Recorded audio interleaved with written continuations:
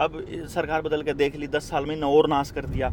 पछले वाले ने कहा करते भाई मैं चोर हैं, ये तो डाकू बन के पैदा हो, ये तो डाकू लिकड़ का आए, मतलब ये तो बलात्कारी भी लिकड़े, ये तो मतलब दंगेबाज भी निकले, ये तो आदमखोर भी निकले, ये तो तड़ीपार भी निकले, ये तो ऐसे निकले।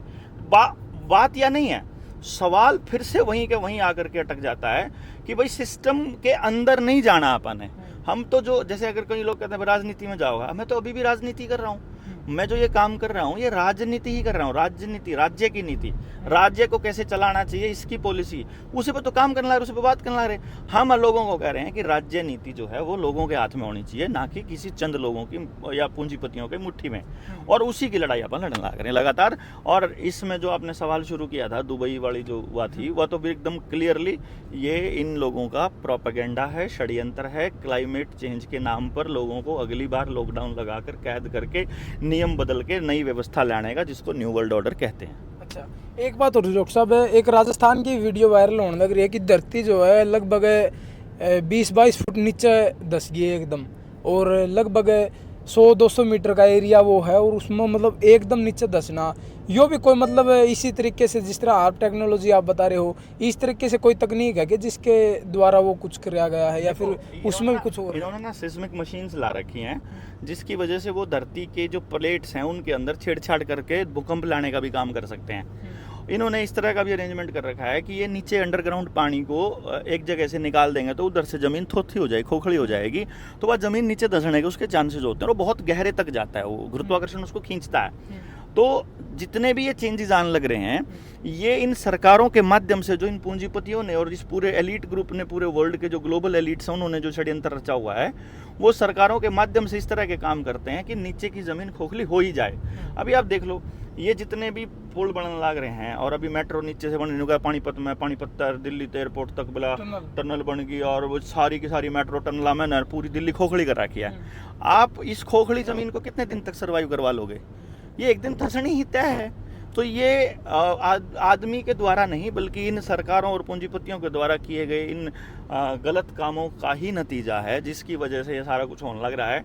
बस इन्होंने इल्ज़ाम आम इंसान के ऊपर डालना है, उसी से अपने को जागरूक करना हमारा काम है कि भाई ये तुम्हारी गलती नहीं है, ये करने वाले तो ये चोर हैं, ये गुंडे हैं। फिर प्रकृति के साथ इतना बड़ा खिलवाड़ हो गया, तो फिर आगे भविष्य में तो इसके और भी गलत परिणाम देखने को मिलेंगे, बहुत ही भयानक परिणाम निकलेंगे अगर आज भी हम लोग चेत करके इन सरकारों को नहीं रोका। जो आसमान में जो जहाज के पीछे पूंछ सी दिखाई देती है केमिकलों की, वो इतने खतरनाक केमिकल हैं कि आप सोच भी नहीं सकते हो। हम बार बार कहते हैं कि इन केमिकल्स की ट्रायल से बचाओ अपने लोगों को, अपने बच्चों को, और वो केवल आप तब बचा सकते हो जब आपको पता हो, जब आप इनको ज्ञापन दो, जब आप इनको बताओ, जब आप इनको आदेश देना सीखो, जब आप इकट्ठे होना सीखो, जब आप सवाल करना सीखो, जब आप लिखना सीखो, रिसर्च करना सीखो और बोलना सीखो, ये तब होगा। वो काम जनता सरकार मोर्चा अपनी ट्रेनिंग्स के माध्यम से लगातार कर ही रहा है। अच्छा, आगे जिस तरह पीछे हमने देखा था कि किसान आंदोलन चला था, 3 कृषि कानून सरकार लेके आई, तो उसके विरोध में आंदोलन हो गया। आगे इसी तरीके से अगर कोई मतलब फरमान जारी कर दिया सरकार ने, कोई गलत फरमान है, जनता के पक्ष में नहीं है, वो जनता के हित में नहीं है, तो उसके खिलाफ लगे कि भाई आपने आंदोलन हो पाओगा? देखो, आंदोलन तो होंगे, ये तो आदमी की नियति है। अभी दबा लेंगे 10 साल, 20 साल, 50 साल, 100 साल, फिर जब दुखी हो जाएगा आदमी फिर खड़ा होएगा। वो तो जेनेटिकली मॉडिफाई करने के पीछे इनका रोजगी है कि खड़े ही ना हो। लेकिन फिर भी मानवता जो है ना, ये बड़ी गजब बनाई है परमात्मा ने, बड़ा अलग सा चीज़ है। ये नहीं हटने वाले लोग बाग, ये तो उठेंगे। फ़र्क ये है कि सब कुछ सत्यानाश होने के बाद उठेंगे, एक दोबारा से बिल्कुल बॉटम, रॉक बॉटम में जा करके, या फिर बीच में उठने के चांसेस हैं। हम लोग ट्राई कर रहे हैं कि लोगों को अभी जगा लें, और अगले ही कोई बड़ी आपदा आने से पहले ही लोगों को बता दें कि भाई तारा यह गड़बड़ होने वाली है और तुम इससे न्यू बच सको हो और अपनी व्यवस्था इसे बना सको। अब आपने क्या बोले सरकार लोगों के ऊपर थोप दे है। सरकार में बैठा हर आदमी, राष्ट्रपति, प्रधानमंत्री, सांसद, विधायक, पालिका जोन से छोटे ब्लॉक समिति, सरपंच, न्यायपालिका में जितने बैठे अफसर, जितने ब्यूरोक्रेसी में बैठे हुए, सारे के सारे OIGS हैं, on India government service. India government कौन है? हम लोग, जनता। जनता ही सरकार है, यानी कि हम मालिक हैं और वो नौकर हैं। अब नौकर जो है मालिक को कहता है कि तुम यहाँ नहीं खड़े हो सकते, ये धारा 144 ला दी। नौकर मालिक को कहता है कि तुम्हें हमारी बात माननी पड़ेगी। अब तारे घर में कोई नौकर काम करने लग रहा है, कहना है तुमको यही खाना पड़ेगा, तुमको बता दिया, तुमको यहाँ नहीं जाना, इतने बजे उठना है, इतने बजे सोना है, नौकर बताएगा मालिक को, तो ये काम हो रहा है। तो आप देख लो, तुम मालिक ने भेजे को नहीं, मैं मालिक हूँ। मालिक को यह एहसास दिलाया जा रहा है कि माई बाप तो वो है, क्योंकि वो आपको बुढ़ापा पेंशन दे रहा है, क्योंकि वो आपको अनाज दे रहा है, क्योंकि वो आपको सब्सिडी दे रहा है, क्योंकि आपके बच्चों के लिए इंजेक्शन से लगा रहा है। वो फायदे के नुकसान को अलग बात है। जो चुनाव होने लग रहा है, फिर तो ये नौकर चुनने के लिए चुनाव होने लग रहा है। नौकर चुनने के लिए रिफ्यूजी लाइन में खड़े होते हैं। जो मालिक है वो कभी भी नौकर को चुनता नहीं है, सेलेक्ट करता है, ये होगा भाई हमारा नौकर है ना। वो नौकर की सिलेक्शन होती है, इलेक्शन नहीं होता। इलेक्शन करते हैं, वोट डालता है रिफ्यूजी, मालिक कभी भी वोट नहीं डालता है। तो जिस भी आदमी का वोटर कार्ड बना है वो इस धरती का मालिक नहीं है भाई साहब। अगर आप एक चीज देखो, अगर वोट डालने से परिस्थितियां बदलती और लोगों के हालात सुधरते तो सरकार कभी वोट ना डालने देती आपको। उन्होंने तो नाश करना है, नाश करने की चीज की एडवर्टाइजमेंट नहीं करते। वह तो एडवर्टाइजमेंट नाश करने की करेंगे, जिसमें फायदा होगा उसकी एडवर्टाइजमेंट थोड़ी करेंगे।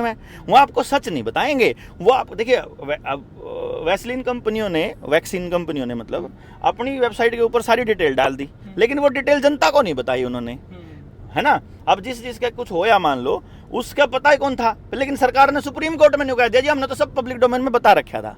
यो मतलब खेल इतना बड़ा चलता है। तो अब एडवर्टाइजमेंट किसकी होगी? दारू की होगी, सिगरेट की होगी, कोका कोला की होगी, टॉयलेट क्लीनर की मतलब है, कॉकरोच वाली चॉकलेट्स की होगी, गुड़ की थोड़ी होगी। मतलब जब कंपनी में जिस चीज का उद्योगीकरण किया जा सकता है, इंडस्ट्रियलाइजेशन की जा सकती है, उसकी होगी एडवर्टाइजमेंट। एडवर्टाइजमेंट उसकी नहीं होगी। तो जिस बंदे को बाजार में बेचना होगा तब एडवर्टाइजमेंट होगी वोटिंग की। पहले गांव का आदमी वोट नहीं करता था, तो गांव में पुलिस बढ़ के दिखा दो, ये वोट करने लग रहे हो या नहीं, आप रिफ्यूजी, आप खुद स्वीकार कर रहे हो कि मैं रिफ्यूजी हूं।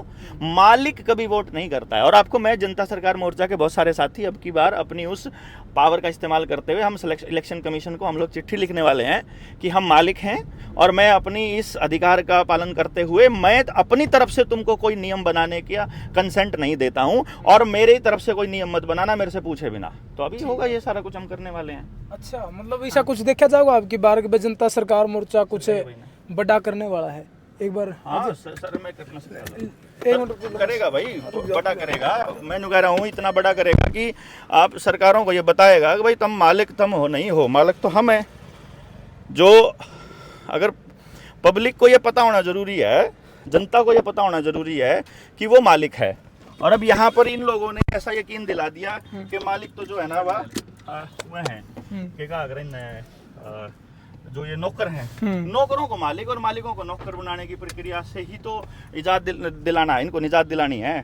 वो निजात दिलाने की प्रोसेस में हम लगे हुए हैं ऑलरेडी, तो वो आप करांगे इसी प्रोसेस में। अच्छा, और कुछ भी बड़ा होने वाला है? सिर्फ इलेक्शन कमीशन के खिलाफ कुछ होगा? नहीं, अब सारा कुछ होगा। अच्छा। खूब बड़ा होगा, मतलब खूब बड़ा। मतलब ये लोग सरकार बनने के बाद ना, अभी देखो वैसे तो सब जगह ये हो रहा है, थू हो रही है, मतलब तो हिंदू मुसलमान पा लिया और अडानी का पालतू कुतरू। तो लेकिन अभी क्या है कि अभी तो दंगे भी करवा सकता है वो, लेकिन जनता समझ गई है कि दंगे करवा सकता है, इसलिए उसके जाड़ में नहीं फंसेगी। जो ईवीएम में जो गड़बड़ कर रखी है वो 100 वोट प्रति बूथ है, तो वो मतलब कि जितनी को होंगी ना, मान लो उनका काउंटर इतना हो रहा है कि पब्लिक बिल्कुल अभी फर्स्ट और सेकंड चरण में जहाँ चुनाव होने लग रहे हैं ना, कतिये नाश हो लिया, 0 पे है। मतलब अब इस का 100 भी पार ना करे।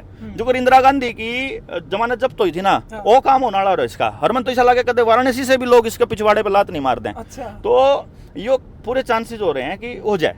फिर भी जो अब जैसे राहुल गांधी को मैंने देखा, वो अपनी माँ के खिलाफ बोल रहा है। उसकी माँ ने जो नीतियां बनाई थी वो उनसे उलट बोलने लग रहा है। इसका मतलब उसका कुछ बात समझ में आ रही है। मन से डर लगा कदे उसकी माँ उसका भी नंबर ना लिया दे। अच्छा। हाँ, तो मतलब जो राहुल गांधी बोलने लग रहा है वो इन षड्यंत्रों के मतलब बहुत सारी चीजें षड्यंत्रों के साथ की हैं। जैसे महालक्ष्मी योजना है जिसमें वो कह रहा है 1 लाख रुपया हर आदमी के खाते में डालेंगे। वो वही यूनिवर्सल बेसिक इनकम का गेम है जो मैंने आपको ट्रेनिंग्स में भी बताया है। लेकिन साथ में वो एक बात और बताने लग रहा है कि हर बच्चे को 1 साल का ट्रेनिंग मांगने का अधिकार देंगे हम। अच्छा, मतलब आप अगर ग्रेजुएशन कर ली तो आप सरकार से अधिकार से मांगोगे कि मैंने 1 साल की अप्रेंटिस दो, तो सरकार ने 1 साल की तनख्वाह तक देनी पड़ेगी कंपलसरी। अच्छा। उसके बाद अगर आपका काम बढ़िया है तो आपको परमानेंट नौकरी मिलेगी। यानी कि ऐसी जो गारंटी जो दे रहा है हर बच्चे को रोजगार की, ये एक बड़ी बात है। मतलब ये वर्ल्ड इकोनॉमिक फोरम के षड्यंत्र के खिलाफ बात है, रोबोटिक्स के खिलाफ बात चल रही है। तो वो ये वर्ल्ड इकोनॉमिक फोरम कभी भी उसको नहीं आने देगा। इसीलिए चर्चाएं क्या चलेंगी, कांग्रेस के लोग जो है ना, अभी देखो बीजेपी के अंदर, आरएसएस के अंदर जो लोग बैठे हैं वो लोग ऐसी बातें करने लगे कि भाई राहुल मेहनत तो बहुत कर रहा है, और हर तरफ जो है पॉजिटिविटी आ गई है उधर की।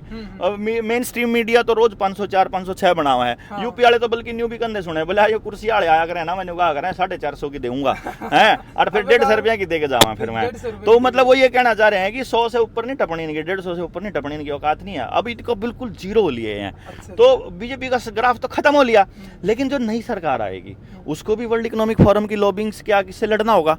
वो जो लॉबिंग से जब वो लड़ेंगे उस टाइम पे जो पॉलिसी करेंगे उसमें कुछ आदेश ऐसे पारित करने पड़ेंगे उनको जो आम आदमी के, आम इंसान के जो अधिकार हैं उनको वो दमन करते हों। अच्छा। वहाँ फिर खड़े होंगे हम लोग। और हम तो अपनी ताकत को रोज बड़ा कर रहे हैं, हम तो अपनी व्यवस्था परिवर्तन करके छोड़ेंगे, हम नहीं छोड़ते, हम उससे पहले रुकने वाले लोग नहीं हैं। अच्छा, सरकार बदलना तय, मतलब जिस हिसाब से पार्टी की सरकार बदल जावे, मतलब बदलती आई है आज तक, और उसी हिसाब से अब की बार भी सरकार बदल जाए पार्टी की, तो कुछ राहत मिल सके। कुछ दिन के लिए आपको फीलिंग आपकी बदल सकती है, राहत नहीं मिलेगी। पटवारी वही वैसे ही काम कर रहा है, पुलिस वाला वैसे ही काम कर रहा है, आपका आशा वर्कर, आंगनबाड़ी वर्कर, स्कूल के मास्टर सारे वैसे ही काम कर रहे हैं, जमीन आपकी छीनने की दिशा में है, बैंक वैसे ही काम कर रहा है, व्यवस्था नहीं बदलेगी। 288 पार्लियामेंट के सांसद जब 2014 में सरकार बनी उसमें से 144 तो यूपीए के थे, मतलब वो पहले कांग्रेस में थे, बीजेपी में। बीजेपी वाले देखो क्योंकि यो इसका क्या कहा रहा अपने चौधरी छोटू राम का दोता क्योंकि कट देसी फिर वापस आ गया कांग्रेस में।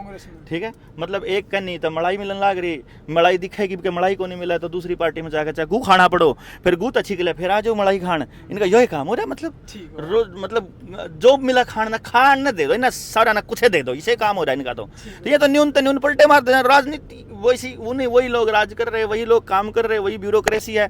तो व्यवस्था नहीं बदलेगी। व्यवस्था जब तक गाँव अपने हाथ में उस व्यवस्था को नहीं लेगा, अपने हाथ में जब तक काम नहीं, अपने हाथ से नहीं काम करेगा, और जब तक मशीनों को नहीं निकालेगा, जल जंगल जमीन जानवर का कंट्रोल अपने पास गांव वापस नहीं लेके आएगा, जब तक वो गाय को नहीं अपने घर में वापस लेकर आएगा, जब पशुधन को जब इंपॉर्टेंस नहीं देने लगेगा, जब तक वो शिक्षा, स्वास्थ्य, न्याय, राजनीति और खेती में से पैसे को निकाल के बाहर नहीं करेगा, तब तक ये व्यवस्था नहीं बदलने वाली। तब तक आपका दमन कंटिन्यूअसली जारी रहेगा। जी, तो फिलहाल आपने डॉक्टर देवेंद्र बलारा जी को सुना है और आपने इतने सारे षड्यंत्रों के बारे में सुना, समाधान की चर्चा भी हुई है। आपका क्या कुछ कहना है इसके बारे में? अपनी अपनी प्रतिक्रिया कमेंट सेक्शन में जरूर दें। मिलते हैं जल्दी नई अपडेट के साथ, तब तक के लिए इजाज़त चाहता हूँ। कैमरामैन अजय के साथ मैं आशीष दलाल, सर हरियाणा।